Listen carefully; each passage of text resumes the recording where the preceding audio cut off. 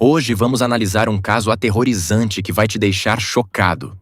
Então assista a este vídeo até o final. Nas primeiras horas da manhã de domingo, 10 de maio de 2020, o silêncio das montanhas do Colorado foi interrompido. Não pelo canto dos pássaros ou pelo farfalhar das árvores, mas por luzes piscando e pela sensação profunda no estômago de que algo estava terrivelmente errado. Em meio ao pânico crescente, em uma estrada de terra estreita, os investigadores se depararam com algo que não pertencia àquele lugar. Uma bicicleta.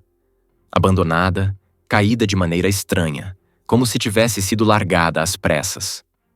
Ou de propósito. Nenhum sinal de luta. Nenhum som.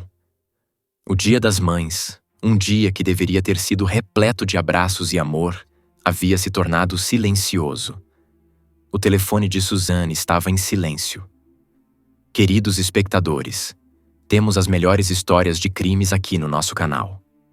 Para não perder nenhuma, inscrevam-se e, por favor, deixem um like no vídeo. Suzanne Morfield nasceu no início da década de 1970. Cresceu em Alexandria, Indiana, nutrindo uma sede de vida que se destacava para aqueles que a conheciam de perto. Seja em conversas casuais em corredores movimentados da escola, ou em sua maneira sincera de enfrentar desafios, ela tinha um dom especial de fazer as pessoas se sentirem apoiadas. Foi criada para valorizar as relações humanas acima do sucesso material, um princípio que definiu grande parte de sua vida. Durante a adolescência, Suzanne demonstrou uma determinação discreta, participando de esportes locais não porque ansiava pela vitória, mas porque amava a camaradagem. Ela também encontrou conforto em sua fé, frequentando regularmente cultos para jovens, onde sua crença na compaixão como base de uma vida significativa era constantemente reforçada. Como muitos adolescentes, ela se interessou por diversas carreiras: ensino, enfermagem ou qualquer área que lhe desse a oportunidade de cuidar dos outros. Embora não tivesse um plano definido, seu desejo inabalável de ajudar e cuidar permaneceu constante. Aos 20 anos, Suzanne recebeu um diagnóstico que mudaria sua vida: linfoma de Hodgkin, um desafio que a desgastou física e emocionalmente. Ainda assim, mesmo em meio ao tratamento, marcado por longas noites e crises de medo, ela reuniu uma resiliência que moldaria sua visão para sempre. Levantando-se a cada manhã com uma nova determinação, ela passou a ver sua doença como uma razão para se apegar ainda mais à vida em vez de se afastar dela. Quando finalmente superou aquele capítulo difícil, Suzanne carregava consigo uma renovada apreciação pelas pequenas maravilhas do dia a dia. Seja no riso de seus filhos ou em um nascer do sol radiante, ela abraçava esses momentos com gratidão, lembrando a todos ao seu redor de quão preciosa a vida realmente é. Não muito tempo depois de superar a doença, Suzanne conheceu Barry Morfield, um homem enérgico e amante da natureza, cujo impulso parecia complementar sua disposição esperançosa. Dessa união nasceram 2 filhas que se tornaram o foco principal da vida de Suzanne. Ela se deleitava na maternidade, mergulhando em atividades que iam desde preparar os lanches escolares ao amanhecer, até torcer pelas meninas em eventos esportivos. Amigos lembram dela como uma mãe que conseguia equilibrar as responsabilidades domésticas com seu próprio crescimento pessoal, sem jamais deixar de estar presente para suas filhas ou para as pessoas de sua comunidade. Se um conhecido precisava de um favor rápido, talvez alguém para cuidar de uma criança, ela raramente hesitava em abrir as portas de sua casa. Com o tempo, Suzanne e Barry decidiram se mudar de Indiana para o Colorado, atraídos por oportunidades de trabalho e pela paixão compartilhada pelo ar livre.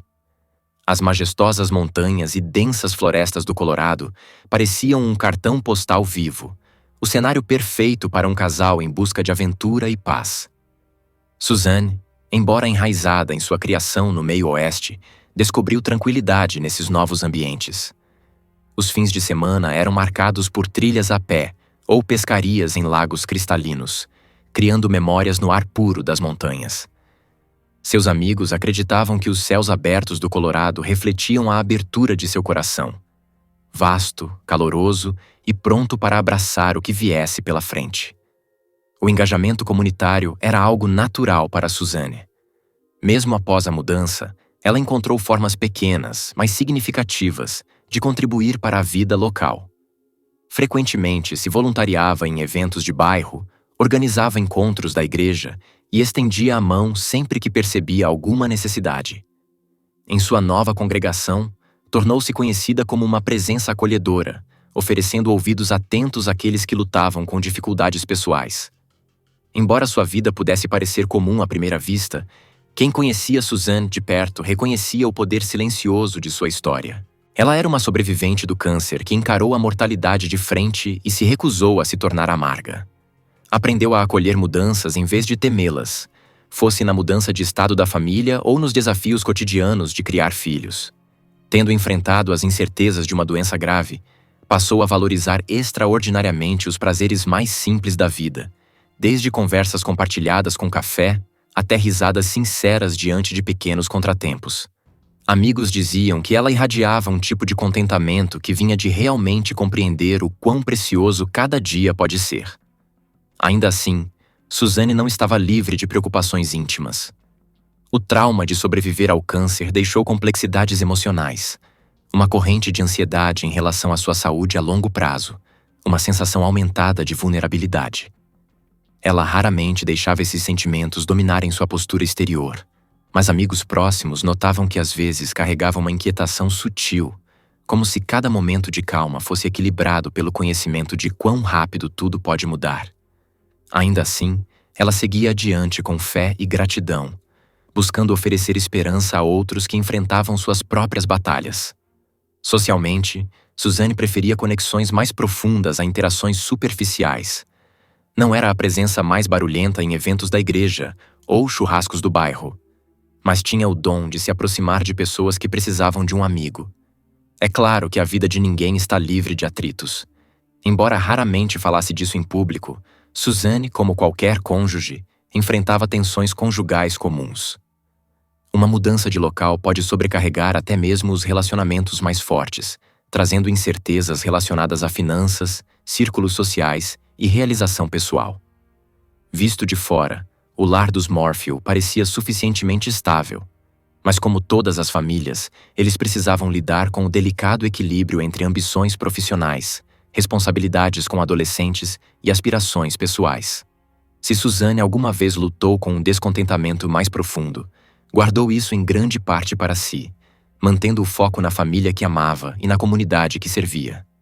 À medida que a primavera de 2020 se aproximava, os dias de Suzanne eram uma mistura de rotina, pequenas celebrações e introspecção pessoal. Ela tinha filhas prestes a entrar na vida adulta, um casamento que a havia levado a atravessar fronteiras estaduais e um coração que buscava espalhar bondade sempre que encontrava espaço. Quando maio de 2020 chegou, ninguém próximo a Suzanne Morfield poderia imaginar a tempestade de mistério e angústia que estava prestes a desabar sobre os cantos até então serenos do condado de Chaffee, no Colorado. O longo domínio do inverno finalmente estava cedendo. A neve derretia nos picos montanhosos e acidentados, revelando encostas verdes e despertando a terra sonolenta sob elas. A primavera estava em pleno florescimento, o ar perfumado de pinho e de novas promessas. Com o vírus lançando uma longa sombra sobre a vida cotidiana, famílias da região, como tantas em todo o país, se apegavam à rotina e a pequenos confortos. Nesse cenário, o Dia das Mães se aproximava. Um dia geralmente marcado por cafés da manhã preparados em casa, cartões cheios de carinho e gratidão compartilhada. Suzanne Morfield, uma mãe dedicada de 2 filhas, provavelmente esperava algo simples e doce. Abraços de suas meninas, votos calorosos e a alegria serena de estarem juntas. Ela havia construído uma vida tranquila e contente, centrada em sua família, em sua fé cristã e nas paisagens ao ar livre que tanto apreciava. Mas em vez de celebração, o dia 10 de maio de 2020 se tornaria para sempre entrelaçado com confusão, desgosto e um desaparecimento desconcertante que enviou ondas de choque muito além das montanhas do Colorado. Aquele domingo começou como qualquer outro. De acordo com aqueles que a conheciam bem, Suzanne parecia relaxada e tranquila nos dias que antecederam a data. Não havia sinais de alerta, nenhuma mensagem enigmática, nenhuma ligação noturna ou preocupações sussurradas. Amigos e vizinhos lembram-se de tê-la visto circulando, conversando casualmente sobre os próximos cultos, encontros com distanciamento social ou planos esperançosos para viagens de verão. Ela parecia centrada, emocionalmente estável e em paz com seu entorno. Suas rotinas eram familiares, seu comportamento gentil e de fala mansa. Ela era alguém que fazia os outros se sentirem à vontade. A narrativa amplamente divulgada mais tarde sugeriria que Suzanne saiu de casa naquela manhã para um passeio de bicicleta. Uma atividade normal, quase ritualística, para alguém que amava o ar livre e gostava de se manter ativa fisicamente. No entanto, até mesmo essa suposição simples logo seria obscurecida por perguntas sem resposta. Ela tomou café da manhã com as filhas antes de sair? O passeio dela foi uma fuga espontânea ou parte de uma rota planejada? Nenhuma testemunha a viu sair, e nenhuma filmagem de vigilância registrou seu caminho. Em algum momento entre o início da manhã e o começo da tarde, Suzanne Morphew desapareceu, aparentemente no ar. No fim da tarde, a inquietação rapidamente se transformava em alarme. Familiares e amigos começaram a ligar, mandar mensagens e procurar notícias. Mas seus esforços foram recebidos com um silêncio perturbador. Suzanne era conhecida por ser atenciosa e comunicativa, especialmente com suas filhas, que eram o centro de seu mundo. Seu telefone não foi atendido. Ninguém a tinha visto. A casa, embora arrumada, não mostrava sinais de sua presença. Uma vizinha, incomodada pelo silêncio em torno da residência dos Morphew e pela falta de movimento em um dia que deveria ser animado, entrou em contato com as autoridades. Oficiais chegaram pouco depois, encontrando Suzanne desaparecida sem deixar rastros. Seus pertences pessoais ainda estavam em casa, e não havia bilhete, mensagem ou qualquer pista deixada para trás. A investigação começou imediatamente, com equipes de busca sendo enviadas por rotas prováveis e trilhas populares de ciclismo. Eventualmente, sua bicicleta foi descoberta perto de uma estrada do condado, caída de forma estranha e fora de lugar. A descoberta apenas aprofundou o mistério. Não havia sangue, nenhum sinal de luta, nenhuma evidência que sugerisse uma queda ou acidente. A bicicleta foi colocada cuidadosamente? Ou alguém a abandonou às pressas para enganar os investigadores? Se Suzanne estivesse ferida, o tempo estava passando. E rápido. À medida que a notícia de seu desaparecimento se espalhava, a comunidade se mobilizou em números extraordinários. Voluntários locais se espalharam por campos abertos, trilhas nas montanhas e bosques densos. As redes sociais explodiram com pedidos de informação, enquanto cartazes de pessoa desaparecida cobriam comércios locais e entradas de trilhas. Uma inquietação sombria se instalou no condado de Chaffee. Um enclave pitoresco agora marcado pelo medo, pela suspeita e pela dor. A ideia de que uma mãe querida poderia simplesmente desaparecer sob o céu claro do Colorado era difícil demais para muitos processarem. Teorias surgiam. Alguns acreditavam que um animal selvagem poderia ter atacado, embora nenhuma evidência apoiasse tal hipótese. Outros sussurravam sobre um possível sequestro ou coisa pior. A possibilidade de que um predador humano pudesse estar à espreita em meio a eles gelava os moradores até o fundo da alma. A polícia logo ampliou seus esforços, trazendo recursos especializados de agências estaduais e federais. Com o passar dos dias sem pistas definitivas, a especulação passou a se voltar para a vida pessoal de Susan. Seu marido, Barry Morphew, estava supostamente fora da cidade na época em uma viagem de trabalho. Seu álibi, comportamento e declarações públicas foram examinados implacavelmente. Em um vídeo, Barry parecia arrasado, oferecendo uma recompensa substancial pelo retorno de Suzanne e implorando ao público por ajuda. Ainda assim, detetives virtuais analisavam cada palavra e gesto, alguns convencidos de que ele sabia mais do que dizia. Outros o defendiam, argumentando que era apenas um marido em luto preso em uma tempestade de pesadelo que não conseguia controlar. Cada dia que passava trazia menos esperança e mais perguntas dolorosas. Equipes de busca refaziam seus passos, reexaminando os mesmos riachos, ravinas e trilhas de caminhada. Nada novo surgia, nenhuma pegada, nenhuma peça de roupa descartada, nenhum sinal de vida ou morte. As filhas de Suzanne, com seus rostos jovens marcados pelo desespero, recorreram às redes sociais com apelos emocionados. "Por favor, tragam nossa mãe de volta", dizia uma publicação compartilhada milhares de vezes.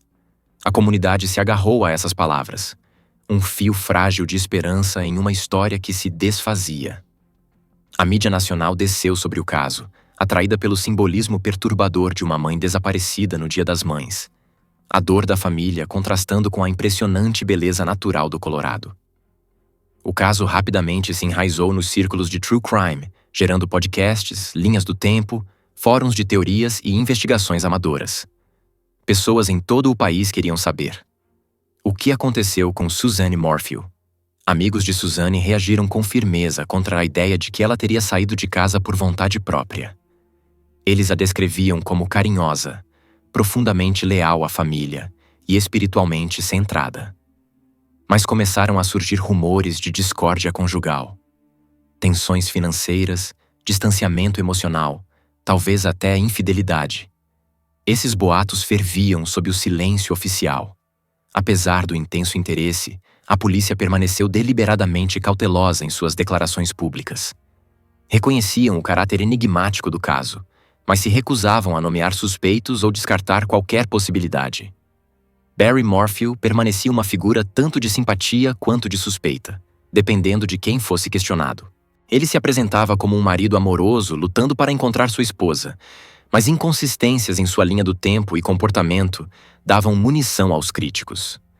Seus defensores, por outro lado, argumentavam que ninguém poderia ser esperado a agir de forma racional diante de um trauma tão grande. A narrativa oficial em torno do desaparecimento de Suzanne permanecia praticamente inalterada desde o Dia das Mães, e o consequente vácuo de informações apenas aprofundava a confusão e a angústia que já começavam a envolver sua família, amigos e a comunidade.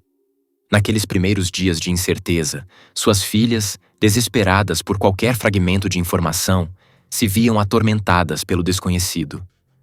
Elas se agarravam à esperança. Cada hora que passava sem notícias, sem qualquer indício do que havia acontecido com sua mãe, pesava ainda mais em seus corações.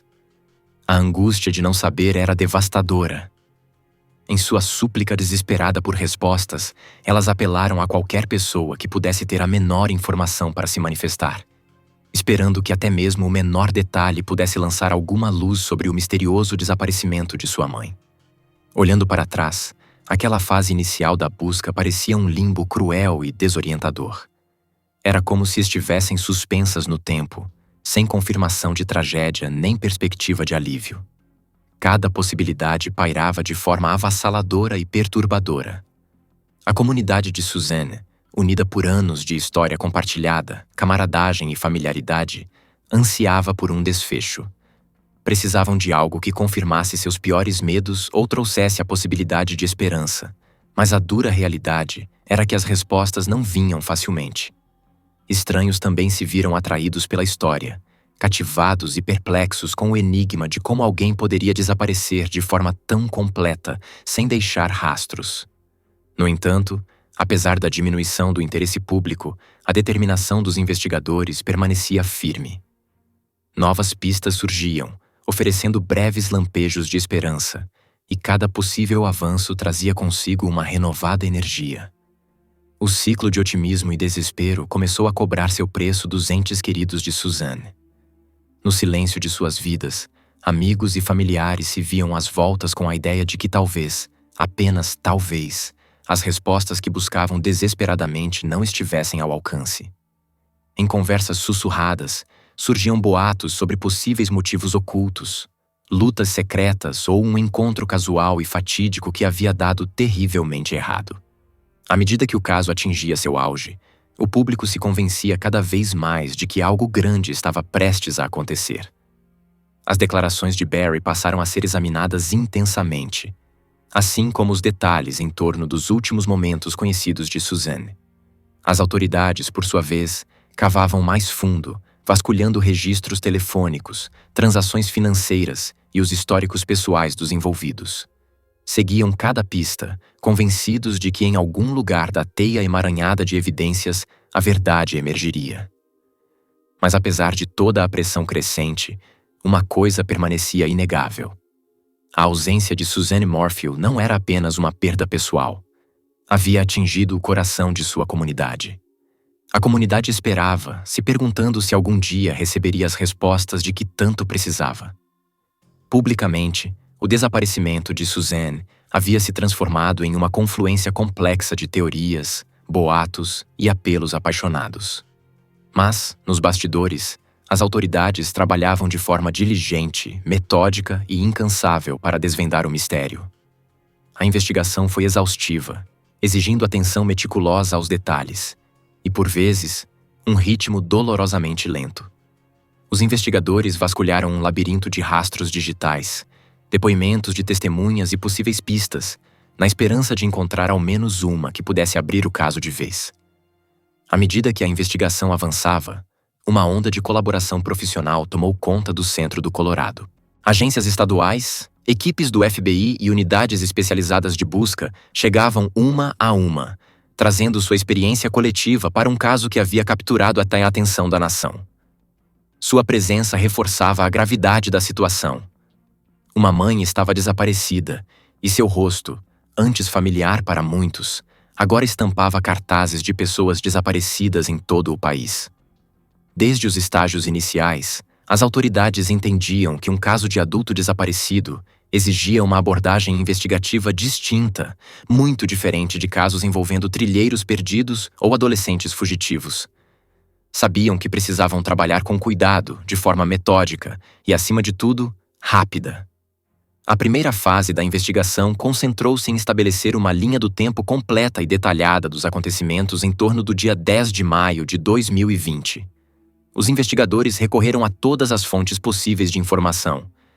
As pessoas com quem Suzanne havia se comunicado, os rastros digitais que poderia ter deixado, os lugares que frequentava, os horários de suas interações. Cada ligação, cada mensagem, cada localização foi examinada meticulosamente. Imagens de vigilância, registros telefônicos e quaisquer outros dados que pudessem fornecer uma base sólida para a investigação foram vasculhados em busca de pistas. O processo era, de muitas formas, como tentar montar um quebra-cabeça complicado a partir de peças espalhadas. Cada pista tinha o potencial de confirmar ou desafiar teorias existentes sobre o que havia acontecido com Suzanne naquele dia. Grande parte da atenção pública, compreensivelmente, se voltou para Barry Morfield. Como marido de Suzanne e uma das últimas pessoas conhecidas a ter interagido com ela antes de seu desaparecimento, Barry tornou-se uma figura central na investigação. Ele foi imediatamente colocado sob escrutínio, já que seu paradeiro e suas ações na época do desaparecimento de Suzanne eram de importância fundamental. Quando Barry afirmou que havia saído da cidade para trabalhar no dia em que Suzanne desapareceu, os investigadores se concentraram em determinar os detalhes exatos de sua viagem. Quando saiu, quando voltou e onde esteve. Eles analisaram minuciosamente dados de GPS, registros de antenas de celular e informações telemáticas do veículo, cada detalhe servindo como um possível fio que poderia confirmar ou contradizer sua versão. A reação do público às declarações de Barry foi imprevisível e divisiva. Algumas pessoas o apoiaram, acreditando em sua história, enquanto outras se voltaram contra ele, convencidas de que suas explicações eram falhas ou enganosas. Enquanto o Tribunal da Opinião Pública oscilava entre extremos, as autoridades mantinham uma postura calma e disciplinada. Sabiam que não podiam depender do sentimento popular ou de especulações em fóruns online. Entendiam que uma investigação de pessoa desaparecida poderia rapidamente se transformar em um caso de crime, e estavam determinados a seguir as evidências onde quer que elas levassem. Mas também sabiam que seriam necessárias muito mais do que algumas suspeitas ou teorias conspiratórias virtuais para construir um caso sólido. Em uma investigação como essa, tapetes, pisos, batentes de portas, cada superfície, poderia, teoricamente, conter sinais microscópicos que lançassem luz sobre uma possível confrontação ou movimentação de uma vítima contra a vontade. No entanto, ao que tudo indicava, a casa oferecia poucas respostas. Amigos que ouviram falar das buscas na residência se prepararam para a possibilidade de uma revelação sombria. Dia após dia, porém, as autoridades mantinham uma postura determinada, mas reservada, indicando que não haviam encontrado nenhuma prova definitiva sobre o destino de Suzanne. Longe dos holofotes, um processo paralelo de coleta de informações se expandia silenciosamente. Mandados de busca foram executados contra os eletrônicos de Suzanne, assim como os de Barry. Os investigadores buscavam registros financeiros, correspondências em redes sociais e mensagens privadas para revelar qualquer conflito oculto ou pista sobre seu desaparecimento.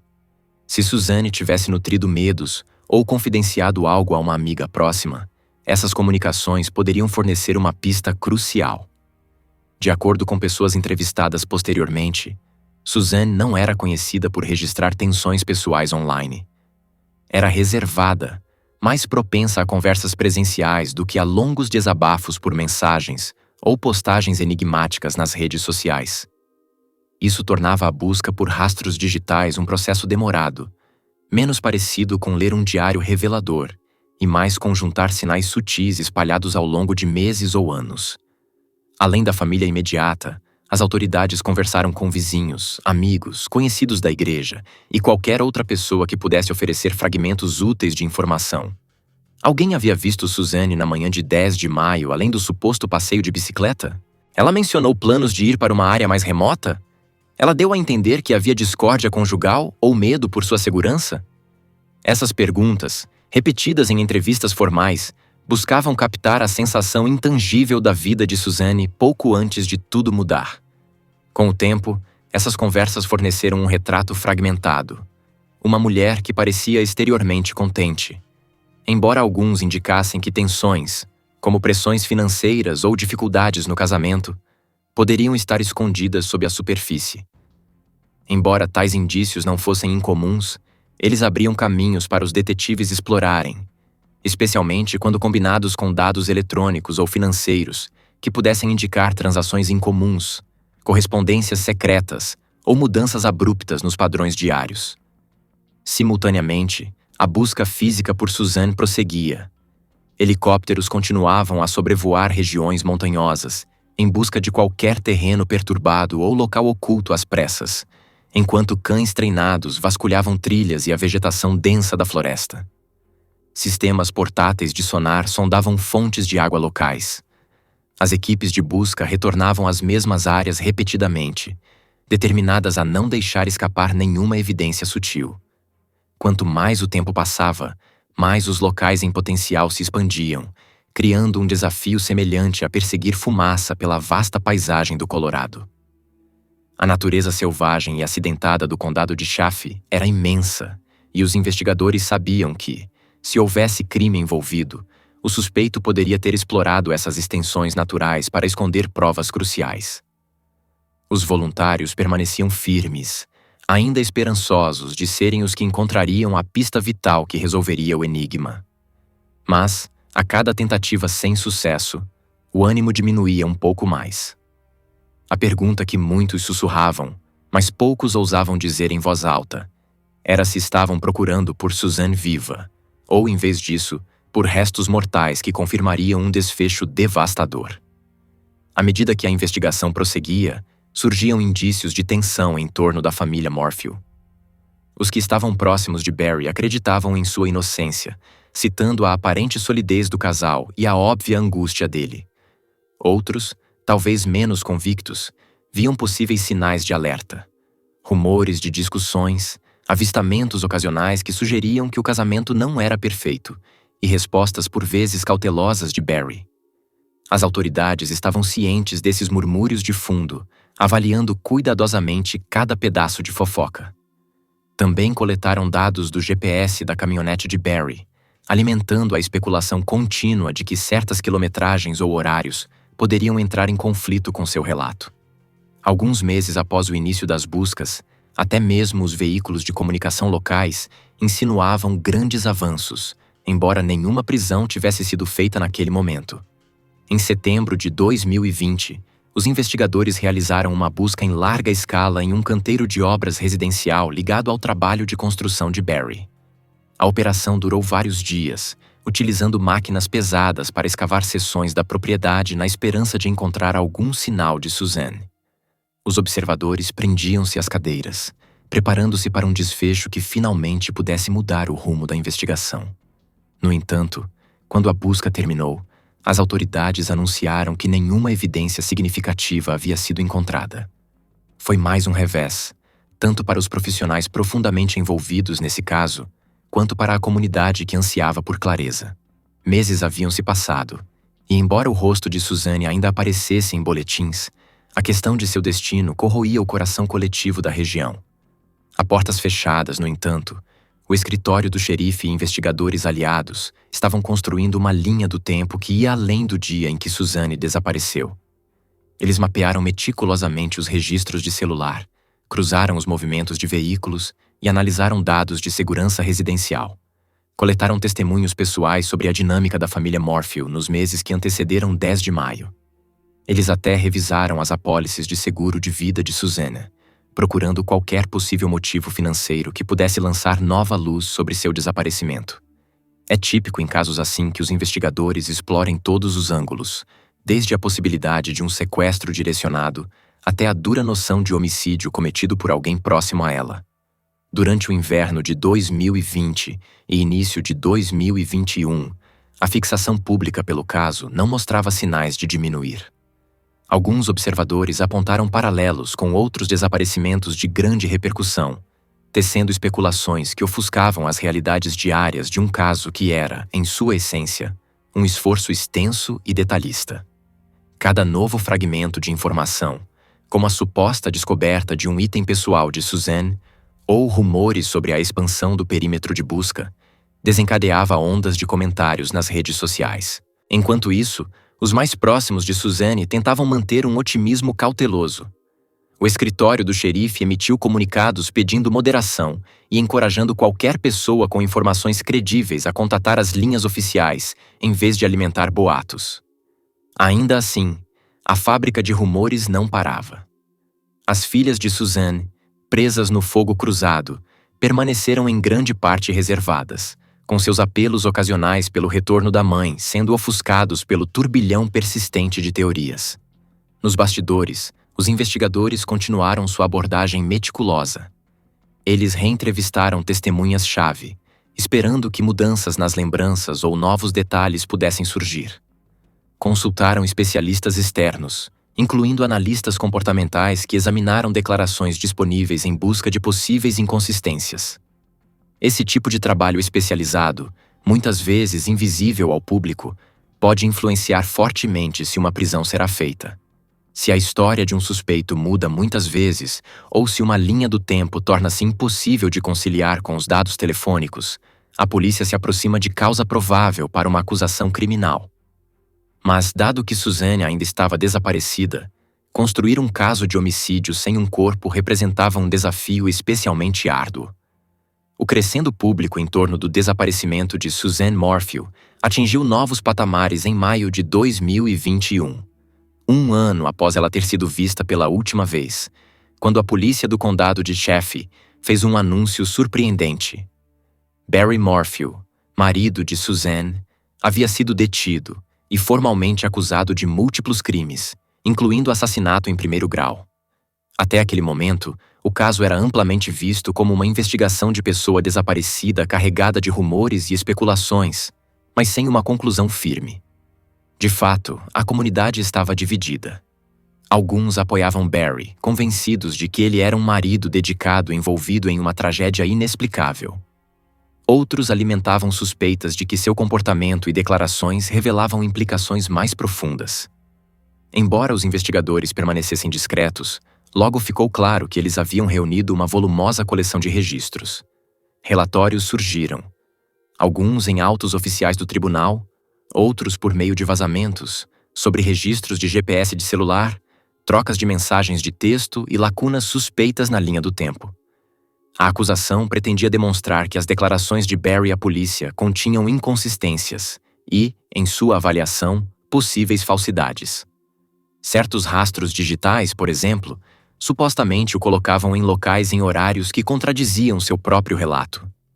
Promotores insinuaram que as finanças da família, bem como mensagens de texto anteriores entre Suzanne e amigos próximos, poderiam revelar tensões no casamento dos Morphew muito antes do Dia das Mães de 2020.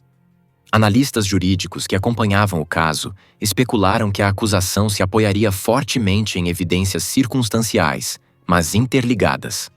Desde o início, o advogado de defesa de Barry adotou uma postura combativa, sustentando que a prisão foi precipitada e baseada na pressão da opinião pública em vez de provas definitivas. Eles retrataram Barry como um homem que cooperou com os investigadores, permitiu múltiplas buscas em sua propriedade e passou por várias entrevistas sem solicitar advogado. A defesa argumentou que cada suposta discrepância em sua linha do tempo poderia ser explicada pelo estresse e confusão de descobrir que sua esposa estava desaparecida. O próprio Barry insistiu que não tinha nada a ver com o desaparecimento de Suzanne, chamando-a de seu anjo e afirmando que quaisquer sugestões de desavença conjugal eram exageradas ou baseadas em mal-entendidos. Durante o verão e o outono de 2021, uma série de audiências preliminares ofereceu os primeiros vislumbres das provas. Promotores revelaram fragmentos de sua análise digital, destacando registros de chamadas que, segundo eles, mostravam o dispositivo de Barry mudando de modo ou se deslocando em horários que não se alinhavam com sua versão pública. Testemunhas insinuaram que Suzanne havia confidenciado a uma amiga sobre considerar uma separação. Uma sugestão explosiva que abalou a imagem de um casamento harmonioso. Ainda assim, para cada revelação, a defesa contra-argumentava com explicações alternativas, pintando as provas como interpretações circunstanciais em vez de fatos definitivos. Além disso, a questão de como exatamente Barry poderia ter se livrado dos restos de Suzanne, caso fosse culpado, ocupava um lugar central nos argumentos jurídicos. Testemunhas da acusação propuseram que Barry, trabalhando como paisagista e empreiteiro, possuía as habilidades e a oportunidade para esconder provas em locais remotos ou de trabalho. No contra-interrogatório, sua equipe de defesa classificou essas teorias como pura especulação, sem suporte de provas físicas como materiais deixados para trás, solo mexido ou testemunhas oculares. Então, em abril de 2022, quase 2 anos após o desaparecimento de Suzanne, a promotoria entrou com uma moção para retirar as acusações sem prejuízo. A justificativa oficial citava a indisponibilidade de uma testemunha-chave, supostamente um especialista que poderia localizar provas em uma região montanhosa então encoberta pela neve, e a preocupação de que apressar o julgamento pudesse prejudicar sua capacidade de construir um caso sólido. A moção, aceita pelo tribunal, permitiu às autoridades a opção futura de apresentar novamente as acusações contra Barry se surgissem novas provas definitivas. O caso Morphew serviu como uma ilustração sóbria de como um único desaparecimento pode abalar toda uma comunidade, estremecer a confiança nas instituições e deixar perguntas persistentes que podem levar anos para serem resolvidas. Se forem resolvidas.